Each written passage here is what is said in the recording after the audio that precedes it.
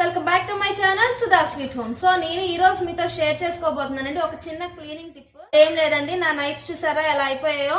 ఈ నైఫ్స్ ఇలా ఈజీగా ఇలా అయిపోయినప్పుడు ఈజీగా ఎలా క్లీన్ చేసుకోవాలో తెలుసుకుందాం. ఇక్కడ మాకు సాల్ట్ వాటర్ అండి, అందుకే నా నైఫ్స్ అన్ని ఇలా అయిపోయాయి. సో అది క్లీన్ చేయడానికి మనకు కావాల్సింది ఇదిగోండి స్టీల్ స్క్రబ్బరు అండ్ అలాగే మనం డైలీ యూజ్ చేసే డిష్ వాష్. దీంతో మనం ఈజీగా ఎలా క్లీన్ చేసుకోవాలో తెలుసుకుందాం. ఇక్కడ చూపిస్తున్న విధంగా చక్కగా ఎక్కడైతే డార్క్ ప్యాచెస్లా పడిపోయినాయో దానిపైన ఎక్కువ ప్రెస్ చేసి ఇట్లా చక్కగా రబ్ చేసుకోండి. మనకు మచ్చలు అనేవి చక్కగా పోతాయి. అండ్ అలాగే నైఫ్ కదండి, షార్ప్గా ఉంటాయి, మీ హ్యాండ్స్ కట్ అయ్యే ప్రమాదం ఉంటుంది. కొంచెం కేర్ఫుల్గా ఉంటే చక్కగా మనం ఈజీగా క్లీన్ చేసుకోవచ్చు. ఇలా ఎడ్జెస్లో కూడా వైట్ కలర్లో మురికి ఉంటుంది కదండి, అది కూడా పోయేలాగా ఒకసారి రబ్ చేసుకోండి. ఇలా క్లీన్ చేసిన నైఫ్ని ఒక 1 month వరకు కూడా మీకు ఇలా బ్లాక్గా స్పాట్స్ పడిపోవండి.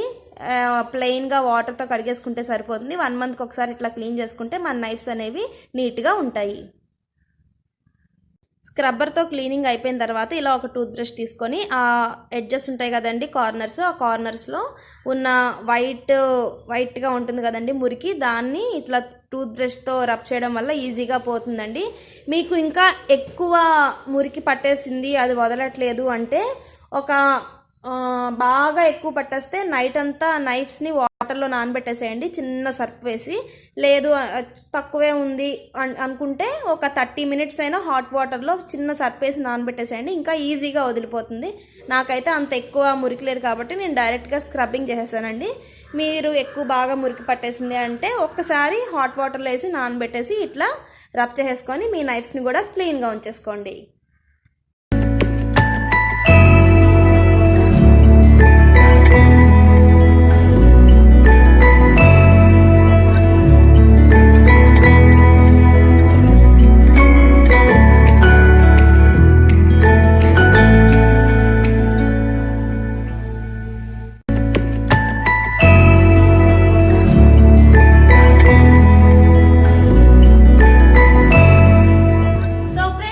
క్లీనింగ్ అయితే కంప్లీట్ అయిపోయింది.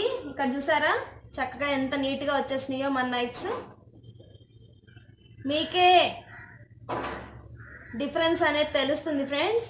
సో ఇట్లా చిన్న చిన్న టిప్స్ నాకు తెలిసినవి నేను మీతో షేర్ చేసుకోవడానికి ట్రై చేస్తాను ఫ్రెండ్స్. అండ్ అలాగే మీకు ఇంకేమన్నా క్లీనింగ్ టిప్స్ కావాలి అంటే నాకు కమెంట్స్ చేసి నన్ను అడగండి ఫ్రెండ్స్, నేను అవన్నీ కూడా అప్లోడ్ చేయడానికి ట్రై చేస్తాను. సో అలాగే ఫ్రెండ్స్, మీకు కనుక ఈ వీడియో నచ్చినట్లయితే లైక్ చేయండి, షేర్ చేయండి. అండ్ అలాగే అంతకంటే ముందుగా నా ఛానల్ని సబ్స్క్రైబ్ చేసుకోవడం మాత్రం మర్చిపోకండి. కిందనే రెడ్ కలర్లో సబ్స్క్రైబ్ బటన్ ఉంటుందండి, దాన్ని యాక్టివేట్ చేసుకోండి. అండ్ అలాగే సబ్స్క్రైబ్ చేసిన తర్వాత పక్కనే ఒక బెల్ ఐకాన్ వస్తుందండి, దాన్ని కూడా యాక్టివేట్ చేసుకోండి. ఆ బెల్ ఐకాన్ని యాక్టివేట్ చేసుకోవడం వల్ల నేను చేసే వీడియో నోటిఫికేషన్స్ అన్ని మీరు పొందగలరు. ఓకే ఫ్రెండ్స్, తిరిగి మరొక వీడియోతో కలుసుకుందాం. అంతవరకు ఉంటాను మరి. నేను మీ సుధా. Bye bye.